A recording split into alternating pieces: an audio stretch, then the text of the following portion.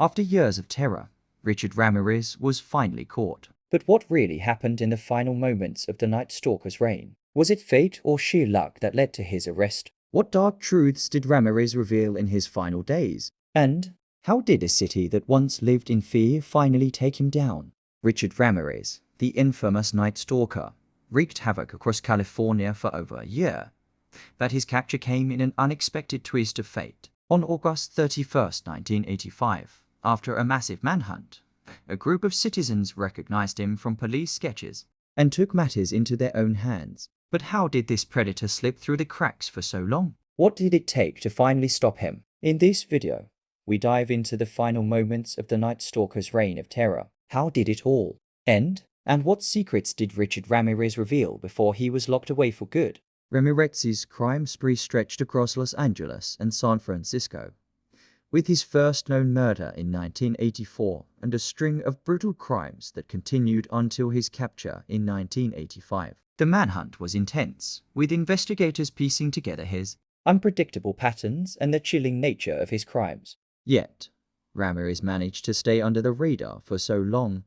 The pivotal moment came when Ramirez was seen on a bus in East LA, where a group of local residents recognized him from media coverage and confronted him. His capture was a chaotic scene, the community taking action when the police had been unable to catch him for months. But the real question remains: what went through Richard Ramirez's mind as he was finally apprehended?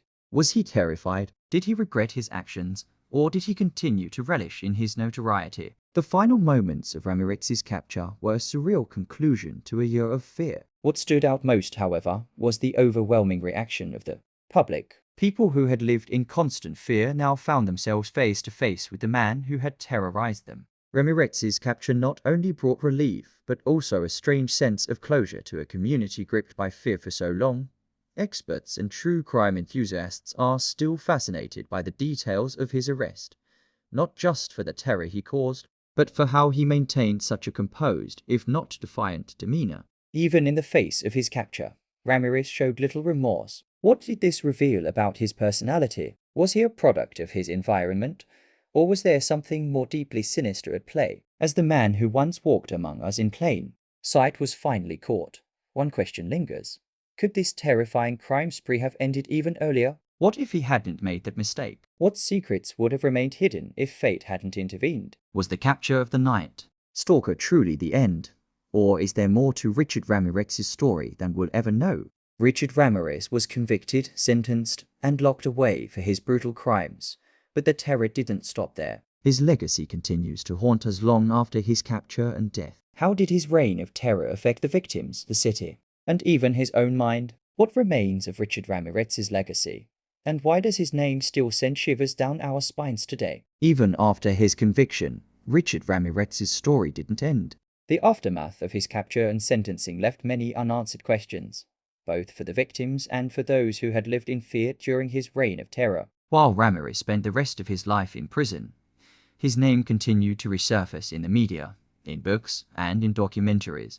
But why does the legacy of the Night Stalker still loom so large, even after all these years? In this video, we take a closer look at the chilling aftermath of Richard Ramirez's crimes. What impact did his actions have on his victims? How did society grapple with the revelation of a monster living among them? And what part of his dark influence continues to linger, even after his death? After his arrest, Richard Ramirez was convicted of 13 murders, 5 attempted murders, 11 rapes, and 14 burglaries. His actions left the entire state of California reeling, but the true horror didn't end with his prison sentence. The survivors of his attacks were left to deal with the lifelong trauma of his violence, while the families of his victims had to come to terms with their unspeakable losses. What's truly chilling is how Ramirez's name continued to carry weight even after his conviction. Despite being locked away in prison, he became a figure of fascination for the media and the public. His interviews, letters, and eerie court appearances kept his name in the public eye. Why were people still so captivated by him? What was it about his story that refused to fade? But perhaps the most disturbing question is, how did the Night Stalker view himself in the aftermath of his crimes? Did he ever show remorse? Or did he continue to relish in the terror he caused? Was he a monster driven by a demonic obsession? or simply a man lost in the darkness of his own mind? The fascination with Richard Ramirez didn't stop after his capture. Instead, it intensified. His name was synonymous with fear, but it also became an object of morbid curiosity. In the years following his imprisonment, there were countless documentaries, books, and articles written about him. Some people even sent him fan mail, while others sought to understand his twisted psychology. Ramirez's own interviews and writings kept the world intrigued by his persona. He often spoke about his love for Satanism and his complete lack of remorse. Was he playing into the media's fascination with him, or did he genuinely believe in the darkness he embraced? The psychological analysis of Ramirez continues to draw attention. Experts still debate whether his actions were the result of childhood trauma, mental illness, or something deeper. Was he born evil, or was he shaped by his environment? The questions about the Night Stalker's mind continue to haunt us. Even after his death, Richard Ramirez's dark influence lingers. What parts of his legacy remain hidden, waiting to be uncovered? Could there be even more twisted secrets buried within his past, waiting to come to light? Richard Ramirez became a name synonymous with terror. But what drove a seemingly normal man to become the Night Stalker? Could his childhood hold the key to understanding the darkness within him? What happened in Richard Ramirez's early life that turned him into one of the most notorious serial killers in history? Was he always destined for violence, or was his upbringing the catalyst? Richard Ramirez's name strikes fear into anyone familiar with the Night Stalker case. His horrific crimes left a city paralyzed with fear. But to truly understand his motives, we need to look back at his past. What in his childhood set him on the path to becoming one of the most notorious serial killers of all time? In this video, we'll dive into Richard Ramirez's upbringing and explore the pivotal moments that shaped him into the monster he would become. Was his path inevitable, or could things have been different if he had been given a different chance? Richard Ramirez was born in 1960 in El Paso, Texas, into a troubled and abusive home. From an early age, he was exposed to violence, neglect, and trauma that would later fuel his violent tendencies. His father was physically abusive, and his mother was overbearing, which created a toxic home environment that was detrimental to his mental and emotional well-being. Ramirez's relationship with his older cousin, who was a Vietnam War veteran, introduced him to disturbing images of violence and murder. His cousin would show him photos of gruesome acts, possibly planting the seed for the violence that would later define Ramirez's life. These early experiences shaped his views on power, control, and brutality. Psychologists and experts suggest that Ramirez's childhood environment played a significant role in forming his violent tendencies. The lack of a nurturing environment, the exposure to violence, and his inability to express his emotions in a healthy way could have contributed to the development of his criminal mindset. But what happened during these early years that made Ramirez vulnerable to becoming a killer? Was it the trauma, the abuse, or was there something more insidious at play? The public's fascination with Richard Ramirez is not just about the horror of his crimes, but the question of what drove a man like him to do the unspeakable. Many serial killers are studied for their psychological profiles, but with Ramirez, his early life provides key insights into the development of his mind. His story is not just about a killer who took innocent lives. It's about a person who was shaped by years of suffering, neglect, and violence. Was Ramirez simply a victim of his circumstances, or did something in him always carry the seeds of darkness? Could anyone have predicted his descent into madness, or was he just another tragic story of a boy turned into a monster? Experts have long debated the influence of childhood trauma on adult criminal behavior. In Ramirez's case, his background offers a sobering look at how a person's formative years can shape their future. It also raises disturbing questions. Could someone have intervened? What could have been done to prevent the nightmare he unleashed on the world? Richard Ramirez's childhood offers a chilling glimpse into the making of a killer.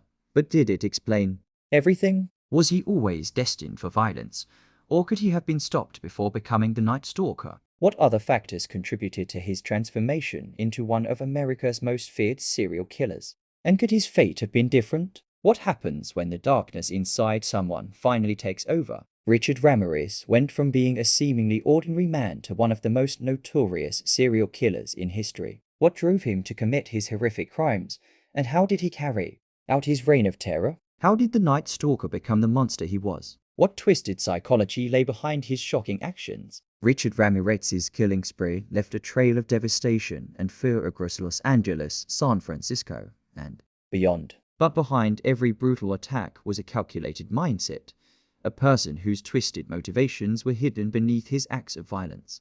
What was really going on in the mind of the Night Stalker as he stalked his victims, terrorized communities, and left a wake of destruction? In this video, we delve into the psychology of Richard Ramirez during his killing spree, seeking to understand what went through his mind as he went from victim to victim. What was his plan, and how did he carry out his crimes without remorse or hesitation? Richard Ramirez's first known murder occurred in 1984, but his killing spree truly began in 1985. His attacks were violent, random, and ruthless. He broke into homes, often in the middle of the night, and unleashed unspeakable horrors on his victims. His pattern was erratic, with no apparent rhyme or reason to the murders, which made him difficult to track. Ramirez didn't discriminate. His victims were of all ages, genders, and ethnicities. What made the Night Stalker's spree so chilling was the lack of any clear motive. Unlike many serial killers, Ramirez didn't have a specific type of victim. He was driven by something more primal, a thirst for power and control. He reveled in the fear he instilled, and he left behind traces of his disturbing obsession with Satanism and dark rituals. His crime scenes were often marked by pentagrams, blood, and messages, signaling his twisted ideology. The question that still lingers is, why did he commit such random acts of violence? Was it an act of pleasure, power, or was it something deeper, a manifestation of his inner demons? What makes Richard Ramirez's crimes so captivating is not just the brutal acts, but the mystery surrounding his motivations. Was he simply a psychopath, driven by a need for chaos and destruction, or was there a more complex psychological reason behind his rampage? Many experts point to Ramirez's lack of empathy and his enjoyment of the fear he caused as signs of psychopathy. But there's more to his actions than just cold-blooded murder. His obsession with Satanism, his psychological manipulation of victims, and his disregard for human life suggested a mind consumed by something more than just a desire for violence. Ramirez's crime spree wasn't just an act of random violence, it was an extension of his psyche. His erratic behavior, his cold and calculated approach, and his chilling interactions with victims show a man who was more in control of his actions than he ever let on. But what really drove him? Was it an external influence like Satanism?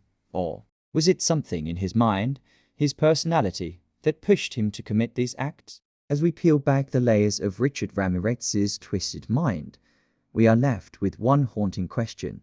Could he have stopped? Could there have been any intervention? Or was his path to violence inevitable from the start? What psychological forces were at play during the Night Stalker's killing spree? And what can we learn from his reign of terror? Richard Ramirez's obsession with Satanism and the occult was not just a part of his crimes, it was the very lens through which he saw the world. But how much of his darkness was truly a result of his beliefs, and how much was simply his own twisted nature? Was Ramirez just a product of his disturbed mind, or did his satanic obsession play a larger role in his descent into madness? From the beginning, Richard Ramirez's connection to Satanism was a key part of his identity, but how deeply did this obsession influence his actions? From drawing pentagrams at crime scenes to making chilling statements in court, Ramirez's affiliation with the occult was impossible to ignore. But could it have been more than just an excuse for his actions, or was it truly a driving force behind his horrifying spree?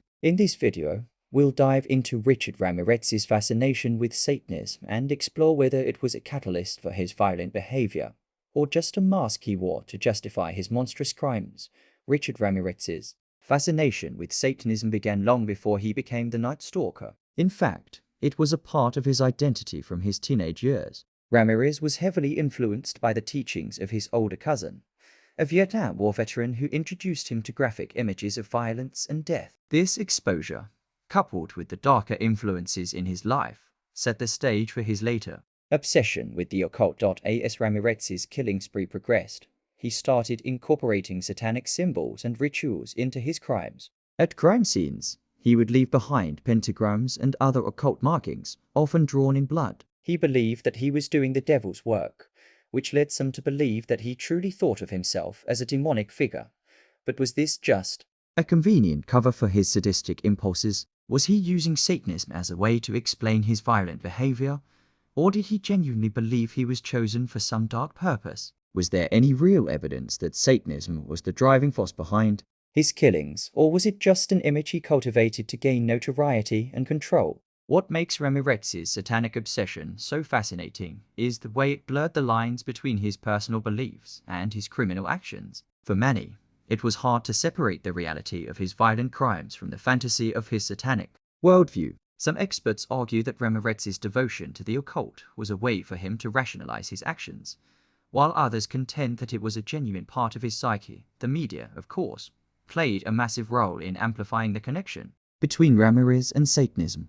Headlines that focused on his occult beliefs only served to increase his infamy and painted him as a creature of pure evil. But how much of this was truth, and how much was the product of a media-driven narrative? What does it say about us that we are so fascinated by the idea of evil linked to the occult? Was Ramirez truly possessed, or was he simply a man looking for an excuse to commit unspeakable acts? Richard Ramirez's connection to Satanism is one of the most chilling aspects of his story.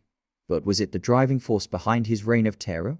Or was it just another way for him to manipulate the world around him? Could there be another, darker explanation for Ramirez's violent behavior? And what does his obsession with the occult really tell us about his mind? In the next video, we'll dive into the trial of Richard Ramirez. How did the court and public respond to a man who claimed to be a servant of the devil? Stay tuned for more insights into the Night Stalker's twisted journey.